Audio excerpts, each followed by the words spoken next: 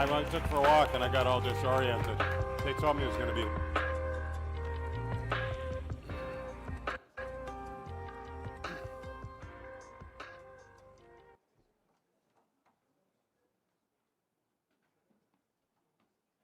¿Sí? Muy buenos días, muchas gracias por venir. Un placer, entiendo que para todos los que estamos aquí, para mí especialmente, presentar esta masterclass. Vamos a dejar un rato al final para que podáis preguntar, porque me imagino que tendréis muchas curiosidades que plantearle a David. Yo para preparar esta charla, esta entrevista, he hablado con gente del sector, con amigos, tal, todo el mundo me decía, pregúntale tal, pregúntale. O sea que tengo un montón de preguntas por si no se os ocurren, que yo creo que debería ser así. Os cuento a quién tenemos hoy. Para mí es un absoluto placer tener aquí a una de las mentes visionarias detrás de algunos de los dramas televisivos más atractivos de nuestro tiempo. David Shore, reconocido guionista, productor y showrunner, es el creador de unas cuantas series, entre ellas la archiconocida House. Tengo que deciros que sus primeros trabajos fueron en series muy reconocidas también desde el ámbito internacional, como pueden ser Los Intocables, Policías de Nueva York, Ley y Orden, Family Law, hasta que llegó el gran éxito con House. House se convirtió en un fenómeno mundial por la brillante mezcla de personajes complejos, dilemas morales y el drama médico procedimental que también funciona en la televisión. A lo largo de los años, Shore ha demostrado pues, una increíble capacidad para crear historias que desafían convenciones, combinan un ingenio agudo con una profunda resonancia emocional y empujan a los espectadores a pensar más allá de lo obvio. Su talento para desarrollar personajes defectuosos pero a la vez fascinantes, como es el caso de Gregory House, no solo ha cautivado a las audiencias, sino que también ha redefinido lo que esperamos como espectadores de los dramas médicos. Tras el éxito de House, Shore siguió dejando su huella en la televisión con series como The Good Doctor, serie que abrió nuevos caminos al explorar los desafíos y los triunfos de un joven médico cirujano con autismo y síndrome del sabio. El trabajo de Shore sigue abordando problemas sociales profundos, a la vez que mantiene al público enganchado con una narración muy poderosa.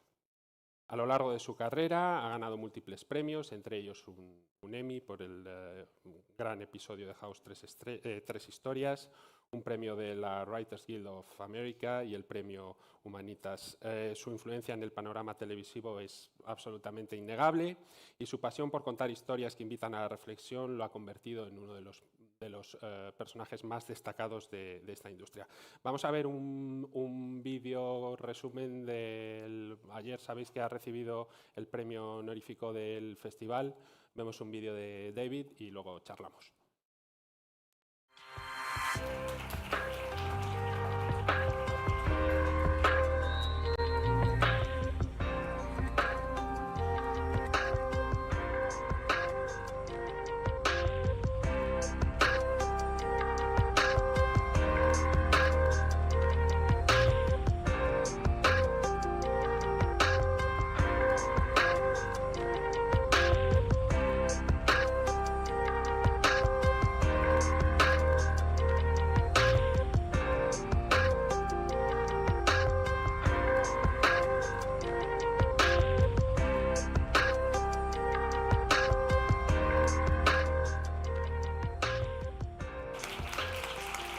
Por favor, demos la bienvenida a David Shore.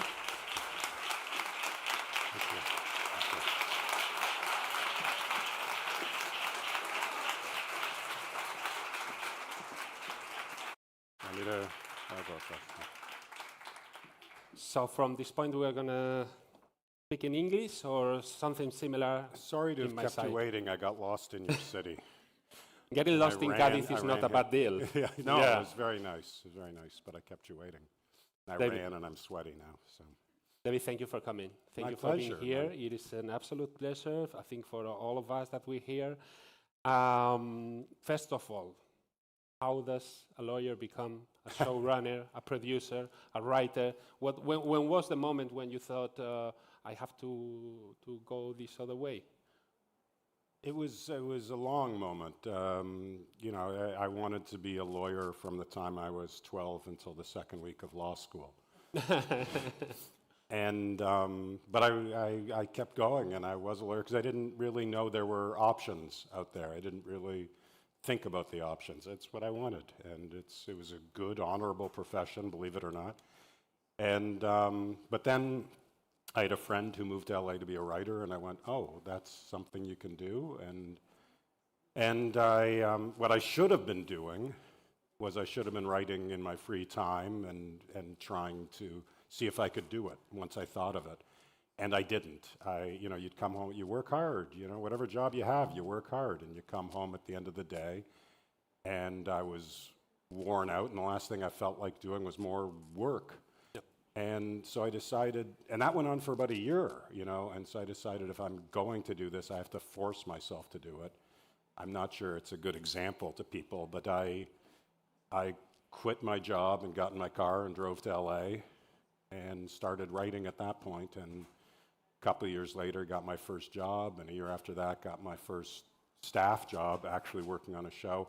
From then, it was more typical, although to the extent there is a typical journey. Everybody's got their own journey in film, but in America, there are all these TV shows have staffs, and so I started at the bottom level of it, and over the course of several years, moved my way up and learned in the process and learned from better writers than myself and found my own voice, and then eventually decided I want to create my own show, which was House. You said there were like a couple of years since you got to LA until you got your first job. It means that it is quite difficult even for someone who is a successful one now. Well, I wasn't successful then. Yeah. They didn't know I was David Shore then.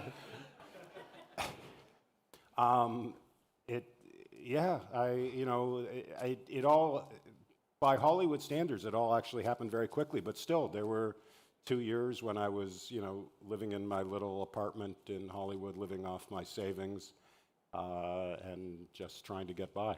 Okay, so we have many students today here, so I think it's pretty important to know how the process to get to things. You have worked on various shows throughout your career. And how has your style evolved as a writer, as a showrunner, and also as an executive producer? I'm a writer. In all those roles, I'm a writer. Yeah. My writing, no doubt, has evolved over the years. If you look back on what you wrote 3 years ago and think, oh, this is great, then you're just not growing as a writer. You should be looking at the stuff you wrote 3 years and going, oh, God, I can't believe I wrote that. And perhaps I'm not growing at this point because I do kind of like some of the stuff I wrote 5, 10 years ago. But I'm a writer. I'm a writer. As a showrunner, your job is, you're the boss of the show, but to me, the job is almost exclusively, the only part of it that really counts is the writing and making sure you've got a staff of writers working for you, but you're rewriting them and you're guiding them and you're giving them notes, and your job is to make sure the scripts are as good as the script should be. And as I said to somebody, my mother every now and again would call me up and say, oh, I could tell you wrote last night's script. And I said, oh, that's just an insult, Mom, because my job is to make sure you can't tell which ones I wrote. My job is to make sure they're all at the same level. And so, to be honest, if we have a really good script and a director screws it up or a guest cast member screws up, it's not great, but I can live with that. If we have a mediocre script that a director saves, I feel horrible. Yeah. So it's the base for everything. The writing. Everything. Yeah. Yeah. So talking about writing, I feel like dialogue is a key in your series. Is there any particular process writing dialogue for you? Because I think it is one of the most important thing when you watch fiction is that to feel that the dialogues are similar to what we have on the streets. Yeah, it's the illusion of that, I think. It's not actually what you see on the street, but you want to feel like it's what you see on the street. I don't love it when you see somebody do what I'm doing right now, when they're searching around for words. There can be a reason for that, and I don't mind it at certain points. But I do like, I like it when it's quick and smart, and people are anticipating each other's sentences and responding to each other. And it's, the word verisimilitude you hear about in writing a lot, which is the illusion of reality. And it is the illusion. You want to create that illusion, and you want to draw people in. But my style is not actual reality. It's not, I've got, especially on network TV, I've got 43 minutes to tell my story. I want to be as efficient as possible and get through it. And my writers would make fun of me because they would write a scene. By the end, they knew what to do it themselves. They'd write a scene and then just go, okay, let's get rid of the first 2 lines of that scene. Let's get rid of the last 2 lines of that scene. This scene starts here. I don't want to see people introduce themselves to each other. I don't want to see people say hello. I want to get to the meat of the scene, and then boom, when a moment happens, get out of that scene. And the same thing applied to sentences. I always, look, this is my voice that I've found works for me. Everybody needs to find their own style, but I like that style. That I believe if something needs to be said once, it needs to be said exactly that many times. And so often on TV, you see people repeating things over and over again, and that just drives me crazy. I know, tell me something new, tell me something else. And quite often, this is why I send my writers to the set, is quite often you need even less. Like a good actor, you'll have something in a scene that just doesn't need to be said because the actor's face is communicating everything without actually having to verbalize it. And to some extent, maybe that's, like I've had great success overseas, and maybe that's why, because you think it's so word heavy, and maybe we've got good people dubbing it, but it's also maybe that just so much is getting communicated outside of the words. Okay, talking about characters and the great Gregory House. We were talking last night about my first experience with the series. It was on the LA screens 2004. We were talking about a very prolific year in which we had Grey's Anatomy, House, Desperate Housewives, and Lost.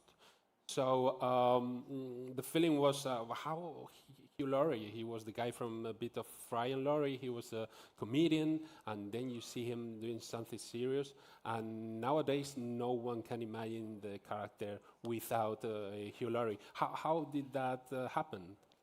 I wrote the script, I wrote this character, I didn't know it was working. We auditioned people, we went out with offers to famous people. A lot of people came in to the point where I wasn't sure. People came in and some people got the humor but didn't get the emotion of it, underlying it.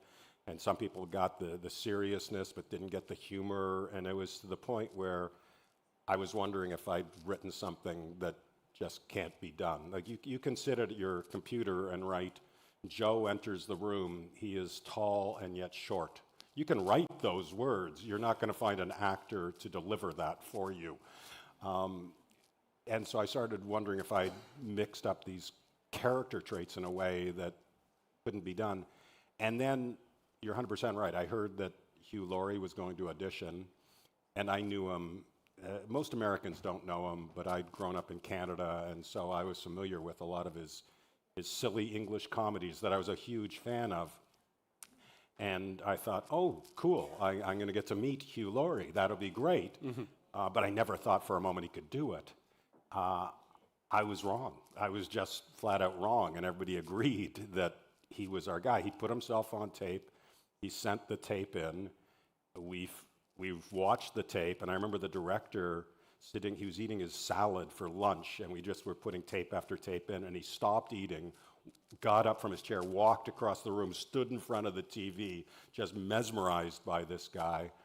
And then we flew him into LA to audition for the studio executives and lesson if comedians can do anything. I kind of think it's much easier for a good comedian to do dramatic stuff than for a good dramatic actor necessarily to do comedy. But a good actor is a good actor, and he's a great actor. Yeah, you can find the tape. I think it's on YouTube of that audition, and it is very impressive to see Dr. House from the beginning. From the beginning, Yes. that character was there.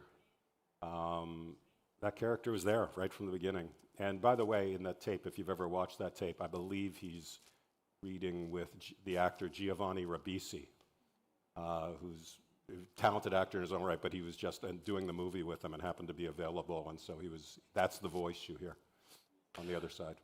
How is it to work in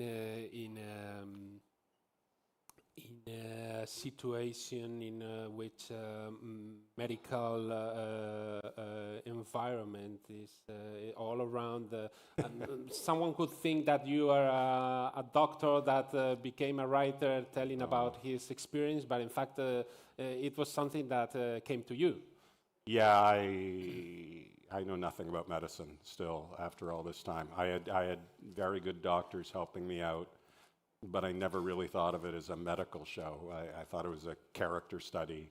I took the medical stuff seriously, and we needed a good mystery, and that was about writing. We needed good mysteries. I was lucky enough to have worked on Law & Order, where they really taught you, even though that was a cop drama, lawyer drama, but it still was a mystery, and it taught me a really good training of the discipline of telling a mystery story. But that was just the clothesline on which we hung our real stories, which were about Because in the same exploring way, these characters. he could be a professor, he could be a lawyer. He could have been any of those things. I don't know whether it would have worked as well, because I don't know whether it would have drawn people in as much. The stakes really help you. When you've got a guy, it was a lovely juxtaposition where you've got a guy who seems to not care and just cares about the puzzle, doesn't care about people, and yet is saving people's lives. That was a wonderful juxtaposition, as I said, in which to make the audience wonder who is this guy and what is really going on inside of him. That would have been more difficult to do if he was an insurance adjuster. Going deep into the characters, I always felt like the audience identifies with Wilson. I mean, Wilson and the audience have the privilege to know a side of Gregory House that no other knows. How did you manage this relation? I think it's one of the... Thank you. Yeah. Thank you.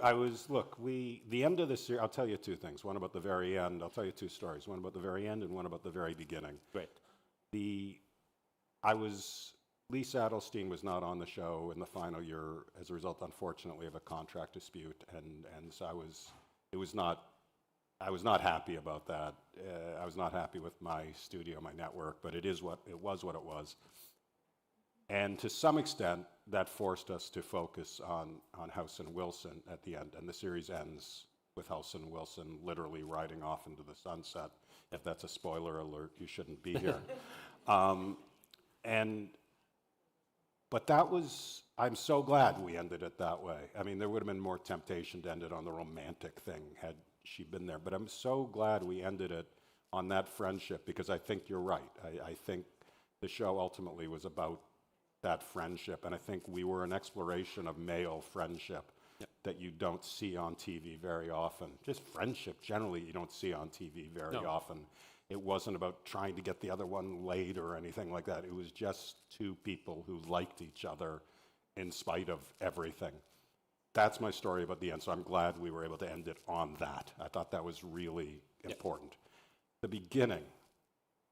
Robert came in. It was a very strange things they used to do back then, which was awful, where the actors would come in and they would audition, I mean, literally in a room not much smaller than this, where the actor would be auditioning for the studio. We would have said we want them, they sign a contract, but the studio doesn't sign the contract. We bring them in, they're auditioning, they're reading the scenes.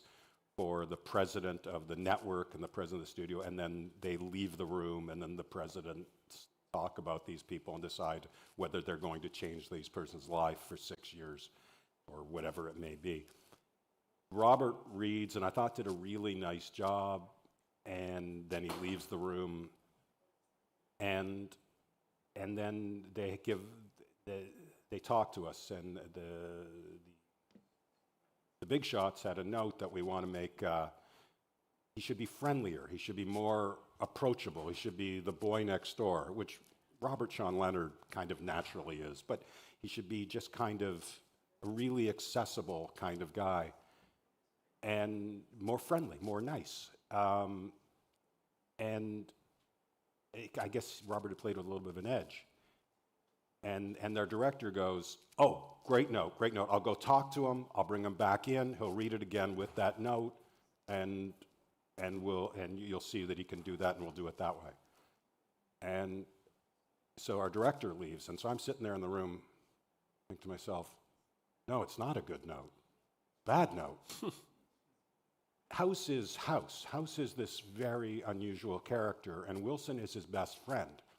And if Wilson is just this simple, nice, approachable guy, and that's all he is, then why is he friends with House? And why is House friends with him? And we need to know there's something more going on with that character. There has to be, in some ways it's a much more difficult character to play. There has to be this subtle thing going on there where there's something messed up underneath the surface there that explains why he's interested in House and why House is interested in him. And by the way, these are the things you need to know your show. You need to know all your characters. You may be wrong, but you need to have an idea. And I see junior writers taking too many notes sometimes. You need to take notes. You need to take them seriously, but you need to know your show better than the studio does, and you need to be able to communicate that to them. They need to have confidence in you. But I didn't show confidence there. I was sitting there, but then I'm thinking, do I say something? I mean, this was my first pilot. Do I say anything? Do I do something? And then I said, I gotta go. I gotta say something. But I don't say anything to the big shots. I go, "Excuse me," and I leave the room, and I walked, where are they? I walk down the hall and find our director talking to Robert, and I say, "Guys, I'm not sure," and that's about all I got out of my mouth. And the director said, "Oh, it's a terrible note. It's a terrible note. But we're going to go back in there. We'll do it the way they want it done. He'll get the part, and then we'll do it our way on the show." Doesn't always work, but it worked. It worked. And the fact is, quite often, because I had the same process. They had this note where they wanted more backstory about the junior characters, if you will, Cameron, Chase, and Foreman. They wanted to know what were their specialties. And I go, nobody cares what their specialties are. But they kept giving me the note, and the director again said, "Write it, we'll film it, it won't be in the final cut." And we did that, and they didn't miss it. And it's the same thing. Once you see the whole thing if it's working, once you see the whole thing put together, you didn't need their backstory, but they thought they did. And Wilson, with just a little bit of an edge, worked in the whole thing, and it's just more interesting. Yeah, I think we all love House because of Wilson. So it's great. It kind of gives you permission to love him in some ways. If Absolutely. Wilson loves him, we know there's a heart there. Yeah. And all that magic happens in a writer's room. So, and that's a concept that I would like to ask you, how does it work in the American industry? For us, it's very appealing to learn how there's a writer room, how many writers work in a series like House. Look, it's changing, and that was part of the reason for the strike. The weird thing is, 10, 15 years ago, I used to go to events around the world, and basically what they wanted me to talk about was how American writers' rooms worked, how I was the boss, I was the head writer, and I was rewriting people. But on House, I had a dozen writers working for me, and on The Good Doctor, I had a dozen writers working for me, and we would meet, and I didn't use the room much. I used this proverbial room.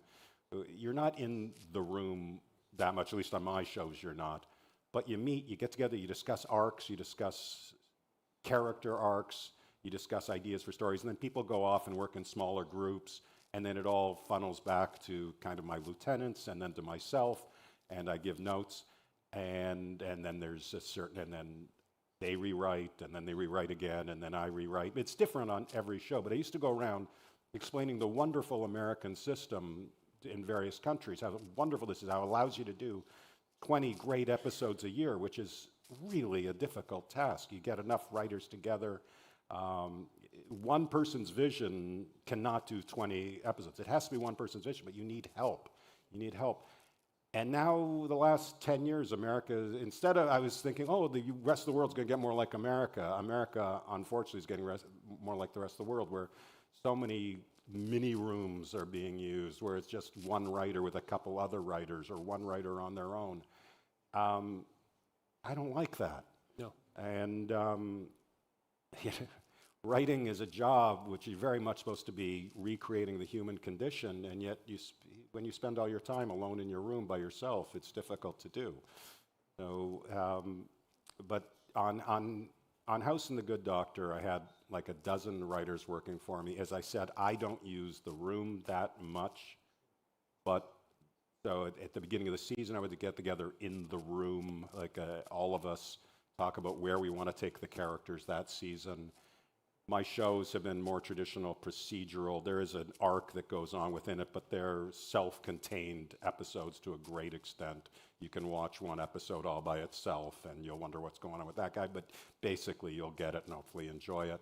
But we will discuss the arc, and then people will pitch me their medical stories and their character stories, and a big part of my job is teaming up those two things. You know, that medical story works with what's going on there. The example I always use, it's really on the nose, but that's why I use it, where a patient comes in, disease doesn't matter. Disease ultimately matters, but it's always solved not with a piece of equipment, but something about their personality. So you want something unusual about their personality.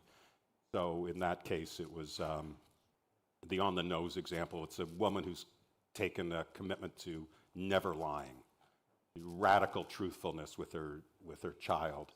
And House goes, she's lying about that, and everybody lies, and so we teamed that up. It was in an episode where House was starting to see Cuddy, and he lies to her, and so there was, just his personal life matched his professional life, and so I think a big part of the showrunner's job is matching this up. So quite often, one writer will have this idea for a character, and another will have a medical idea, and you'll say, okay, your medical idea is going with that writer, sorry.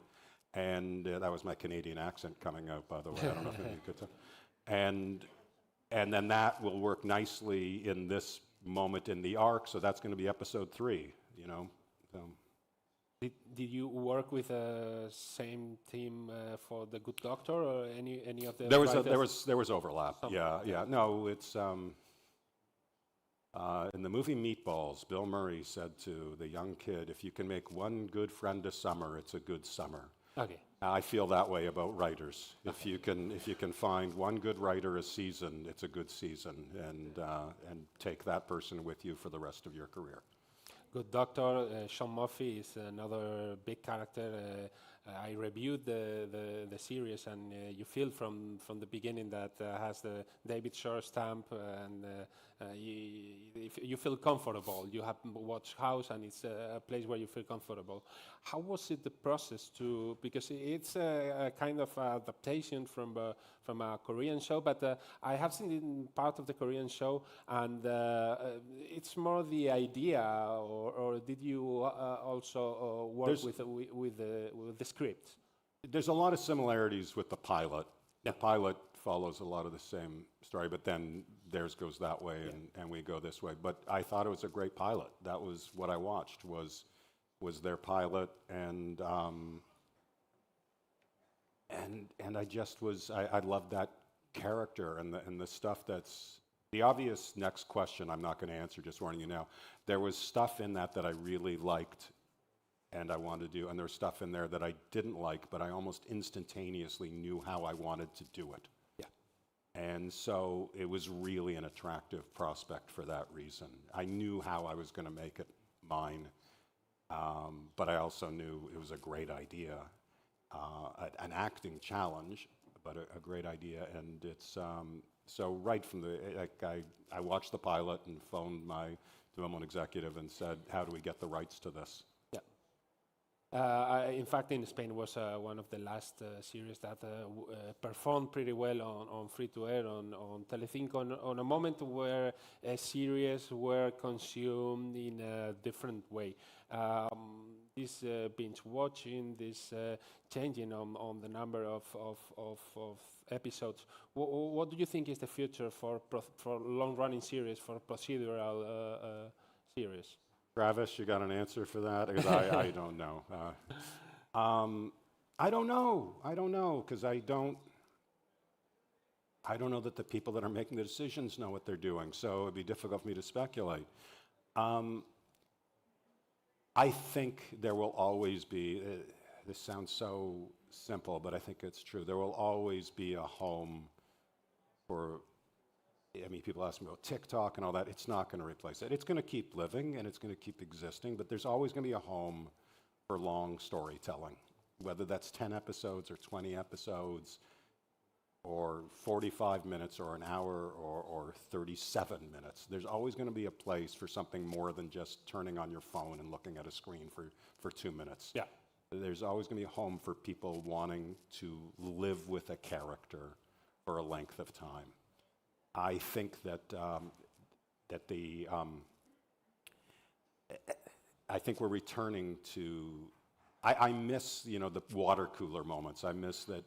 We still have it to some extent. Being able to go to your friends and talk about things, talk about the shows. That's nice. I mean, we do that online now, and it's there's just. And I think we're returning to the same stuff. So many shows now. It used to be. Brand new way of doing it. We're giving you all 12 episodes Tuesday at 10. Now, if you want to watch, Only Murders in the Building, you watch an episode and then you wait a week. Yep. Geez, where'd that come from? We've been doing that for years. And they've got advertising now on a lot of shows.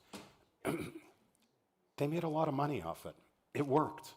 It worked, and I think it will continue to work. They just need to try other things first. Maybe we have lost the emotional moment of the season finale, and we have replaced it for the last episode, simply last episode.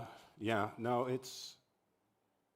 there's also, look, they're doing something that I don't think is for the audience. Like Breaking Bad was a fantastic, fantastic show. It was 67 episodes, which isn't that little. Now you got shows that go 30 episodes. They're successful when they go 30 episodes because they just want the show to bring in a new set of subscribers as opposed to wanting to have an audience there that you use. Because when there's advertising, they make money for every episode as opposed to just making it when they bring them in. There's a reason Law & Order, which had, dare I say it, no character development, that's an extreme thing, as opposed to Breaking Bad, which was just one story. Both great shows. But Law & Order, between all the incarnations, went 1,000 episodes because we wanted to be with those people. We wanted to spend the time with those people. If you're telling one story with a beginning, middle, and end, you've got one story with a beginning, middle, and end, and there's an end built in from the beginning. There's nothing wrong with that, but there's also something for the traditional episodic type show, which can show a character evolve slowly over time, but also nice little mysteries to watch this week and enjoy and have something to say and something to think about. Nothing wrong with that. And it'll go a couple hundred episodes rather than... No, they're not all. Very few of them. I always thought that if you want to learn procedural, the best way is something like Law and Order. Working for Dick Wolf is the school for procedural. 100%. Yeah. 100%. Actually, if you want to learn how to tell a procedural story, if you want to tell a mystery, if that's going to be part of your show, Law and Order is a great school. You can take any 10 episodes of Law & Order or any of those incarnations and just sit down and watch what they do. There is a technique. There is a formula, and I know that's a dirty word. There's nothing wrong with the formula. There's nothing wrong with figuring out how to do something as long as you're continuing to surprise people within the formula. And, you know, House, there was a formula, but every now and we would break it every now and again to keep people surprised. And there's nothing more challenging than surprising an audience that's expecting to be surprised, but you should figure out a way to do it. But Law and Order, you can learn so much from it. It was so helpful to me to have 2 years working on that show. In the couple of hours per month that you have for yourself, what do you like watching? Oh, I hate plugging anybody else's shows. I've started watching, what have we watched? Hacks I'm enjoying. Slow Horses I loved. There's a show I watched that's unfortunately ended, but one about what's the name in Russia, the Tsar and wife is. The Americans? No, it's set in Russia. It's a very strange show, but it's. What's that? No, maybe it's not on here, but it was about Tsar Philip or whatever. It was just a strange show, and just watched such a. Judy, you watched it with me. You don't remember it? We will know. Yeah, thank you. I guess we need to know which show is it. So, yeah, Judy's going to. What else am I watching? Because you watch many things on the work part. I There's guess very, you know what? you get people telling you have to watch this, the other thing. Not that much.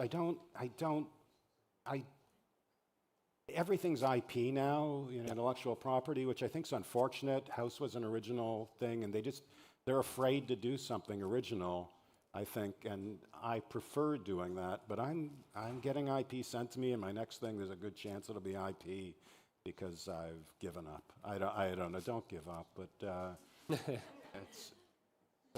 There was a time in which you could have a general view of everything that was being made and watch at least the pilot and so on, but now it's impossible. Yeah. Crazy. The Great. The Great. I guess The Great is going to have a lot of new viewers from here. So now but I can tell you, my wife will be watching something, and I'll walk in the room, and she'll turn it off because she's afraid I'm going to make fun of it. Because I do that sometimes because I hate everything everybody else does. Okay, that's a genius thing. I think that we have opened this line. Maybe we can go ahead with some questions that you could have, or you can even do it in Spanish if you don't feel comfortable. Yeah. Hello. Hi. We talked today a lot about the creative process, and you mentioned very briefly the challenges of having an actress, the Lisa Kuddy character, removed on the last season of House. How much of your time or your energy is dedicated to dealing with the business side of things? I mean, your stance against packaging is very well known.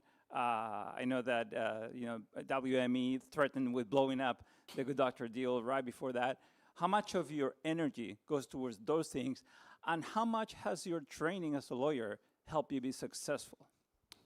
The answer to the first part of the question, as little as possible. For whatever reason, I just don't. I'll get drawn into it because I have to be drawn into the business end of things. I don't like that end of stuff. I'd rather just be involved with the creative stuff and dealing with that. So I don't get that involved. But yes, my legal training probably has helped me. I'll tell you, my lawyer once said to me that my agent and manager are slightly afraid of me because I actually read my contract, unlike anybody else, and understand it and know why things are in it. So they don't want that. They want to just accept their word for it. So yeah, I can be involved in that, and you've done your research. So yes, everything you said has been part of my career. I was wondering if do you often think when you create a show about that we are living in the dopamine culture and how to keep the audience during the show sustained and not that they lost their attention? How do you deal with that? Yeah, that's been a while that's been around maybe longer than you think, because even when I was starting out, it was referred to as like the MTV generation, which MTV basically doesn't even exist anymore. But music videos changed the way people watch shows, and you watch shows from 30 years ago, and somebody arrives at a house, the car pulls up, gets out the door, walks up to the front door. I mean, you'll watch 30 seconds of that, and so that was the first thing to go. You do need to keep people interested. I don't know why, but instinctively, I think I just have, on an instinctual level, I don't apologize for that. I don't put anything in that's just like, look at this sparkly toy. But I am aware that I have an obligation to keep people interested throughout it. And hopefully, even in things that are dry, hopefully you can have a long, dry scene, but as long as what they're talking about is compelling and keeps them interested and keeps them sitting forward, hopefully they will watch. You can't do that throughout it, but I mean, I've done plenty of scenes that are just two people talking, and then the director will come along and say, can we do it as a walk and talk or something like that, because that'll give the illusion of action. And I'll probably say, yeah, but nobody it's not going to make any difference. If the scene's not working, it's not working. But hopefully it's compelling enough. So I'm aware that I can't bore people. It's not, features have a luxury. Films have a luxury that people are sitting there in the dark room. It's less so now, but in the dark room, and you've got them held captive. I'm aware that people have a fridge they can go to and make a sandwich, and I don't want to ever give them an excuse. So I do want to keep them interested. But there's also the fact, you do this network TV, they always test it, and they go, okay, people got bored there, and then they're interested, and they're bored. And there is a rhythm. You have to be aware, there's a music. There's a music to a show. If it's, and I talk about this during my tone meetings with the directors, I'm giving a very long answer, but before every episode gets shot, I sit down with the directors and talk about what I want generally and talk about the actors, and then walk them through the script. And one of the things I want generally is I want pace. I want it fast moving. I want it boom, boom, boom, boom. But if it's boom, boom, boom, boom, boom, boom, boom, boom, boom, boom, boom, boom, boom, boom, boom, boom, boom, boom, you see, you're already getting bored, aren't you? You're getting bored with my boom, boom, boom, booms. But if it's boom, boom, boom, boom, boom, boom, boom, boom, boom, boom, boom, boom, boom, you're like, what's going on? You need to have there's a music to it, a rhythm to it that you need to have. You want it with good pace, but then you want to have moments. And I say to them, in almost every single scene, there's a moment where things stop. It can be just for a split second, but where things stop. And sometimes you have actors that want to do that after every single line. Interesting, let me think about that. Here's my answer. And that then takes away from the moment you really want. So you've got to be very specific in choosing when you want those things to happen and make sure they happen when you want them to happen. Somebody back there too. So, yeah, there's a few. We know in this business that luck and timing is everything. No luck. No luck. I succeeded inevitably. There was no. Yes, luck and timing. However. Thank you for that. I was actually pitching a medical series for MGM in Los Angeles, and then it was the merger between Amazon and MGM, and that was pulled. Yeah. But it's interesting. I'm just curious how you pitched House and what about that? How you got it made. How that's you an got the awful attention. Story. Yeah.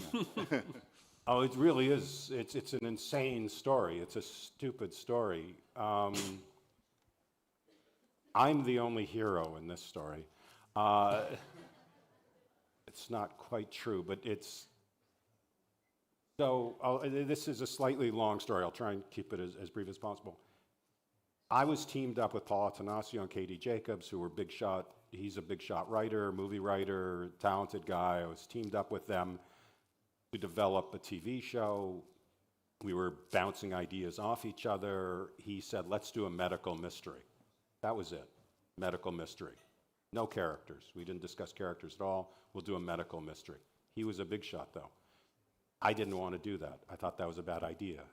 Medical mystery as opposed to, as I said, you know, we don't watch whodunits, we watch whydunits. You know, the fact that the butler did it, we don't care that it's the butler, we care why the butler did it. Germs don't have motives. So that was, I thought there was a problem there. He was a big shot, though, and he went out for dinner, and he ran into the president of ABC and said, I want to do a Law and Order set in a hospital. I want to do, actually, I think it's CSI set in a hospital, Law and Order where the germs are the suspects. And the president of ABC went, I want that. Don't pitch that elsewhere. I want that. And we pitched it elsewhere, but that was it. We pitched that. That is what we pitched, was a medical mystery without any characters. It was that short. And so the hero is Paul, actually, for having gotten it sold from that, because they just wanted to work with Paul, I guess. But I then spent the next several months trying to figure out how to, this is my first pilot, and I'm going, this is fantastic. I've sold a pilot. This is awful. I don't like this pilot. I don't know what to do with this pilot. And so I spent months trying to turn it inward and making it about the person that's sick rather than about the germs, and making it about the character that's treating these people, and then coming up with a unique character that's treating them. And so it took me months. It took me months, but the other part of the story is I did an outline. Actually, here's where Paul's really the hero.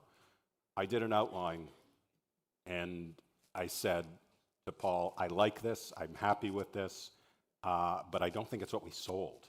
We sold very, very, very much a procedural, and this is much more of a character study. And in 2004, this was very different than a lot of shows that were on TV. And I'm worried how the network's going to react to this, because networks, forgive me, are not great at reading outlines, because outlines are just summaries. You know, they don't have the same heart. They don't have the same humor. They don't have the same anything. It's just a structure. And so I was worried about how the network would react to it. And Paul read it and said, yeah, this is good. Let's not show it to them.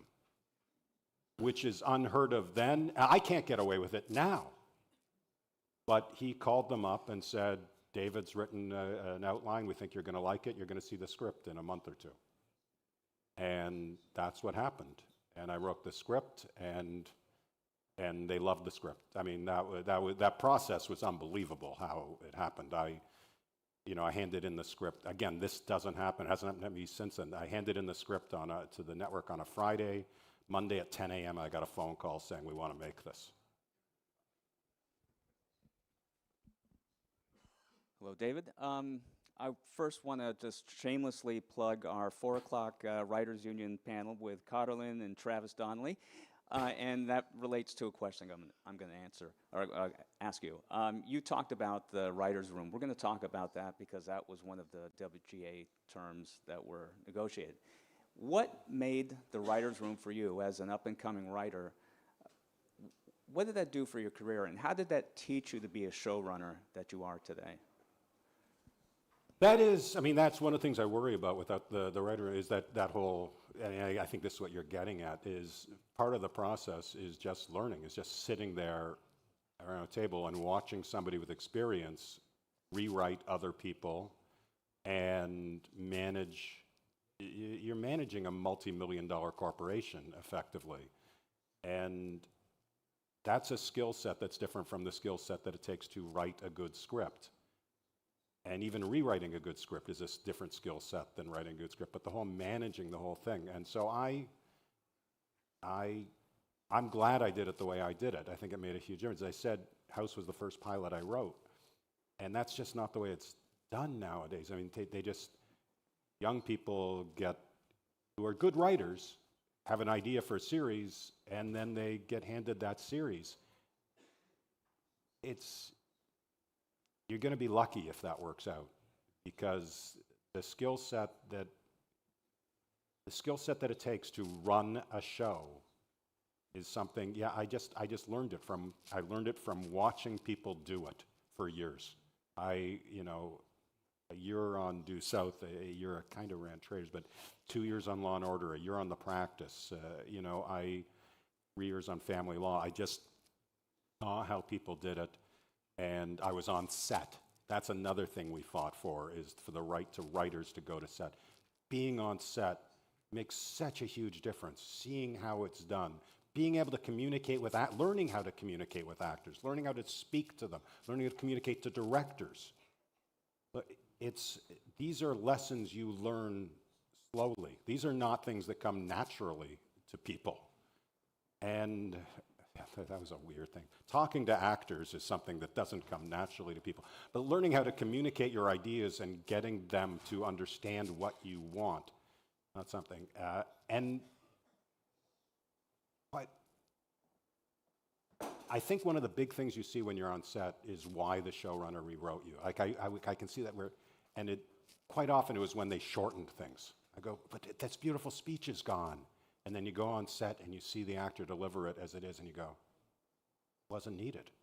Just wasn't needed. And you see that, and I guess can see that in the final product theoretically. But also, I spent a lot of time in editing. I think editing is so important. Oh, important. And I think I learned a lot from doing that. Just the time I spent not as a showrunner all that time was absolutely crucial. One more question. One more.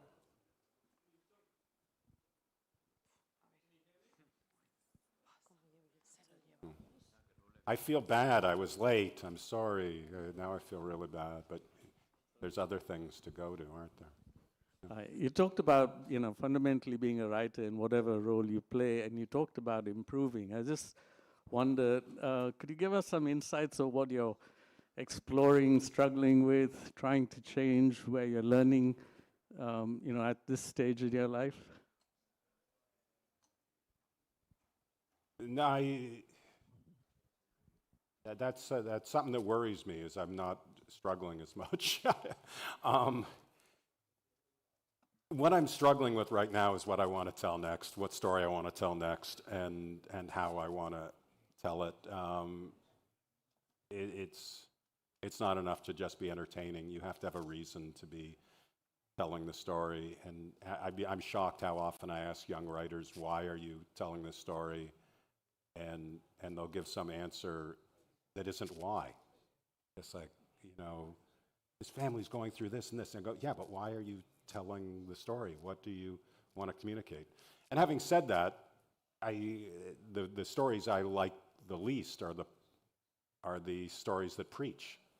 You know, that's a horrible idea to preach. What I want, I'll tell one other quick thing, is something I used to do with my writing staff, and I should do again, is I would have them, every Friday they had to hand in a piece of paper with 2 paragraphs on it. The first paragraph was on some issue. Could be any issue. Should you hold the door open for a woman?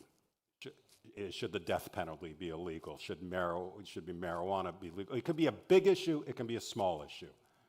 Write 1 paragraph on what you believe and why you believe it, and write 1 paragraph on from the point of view of somebody who fundamentally disagrees with you. And ideally, I should not be able to tell which one is your point of view. I think that's the job of a writer, is to explore issues, not to preach things, to explore the complications of things, that the people you disagree with may not be wrong, frankly, and are certainly not evil. They may be wrong, but they're not evil. They believe in what they're saying. And that started early in my career. Somebody wrote something, and I said, why'd this guy do it? And he said, and the person literally gave the answer, because they're evil. And I go, is that what they're thinking? I think I'm evil. What would an evil person do now? It's too easy and too simple, and you're not going to accomplish anything. The people that agree with you are going to watch and go, good for you. The people that disagree with you are going to go, what the hell was that? you can't change people's minds. You can maybe open people's minds a little bit. And hopefully, and you do that by opening your own. A nice answer, wasn't it? Thank you. David, thank you so much for sharing all this with us. It's a big pleasure, it's a luxury. I think we are a very selfish audience. We demand you to keep writing, to keep running shows, because you have reached to a point that audience want to watch David Shore shows, whatever they are. So thank you so much. Thank you. Thank you. Thank you all.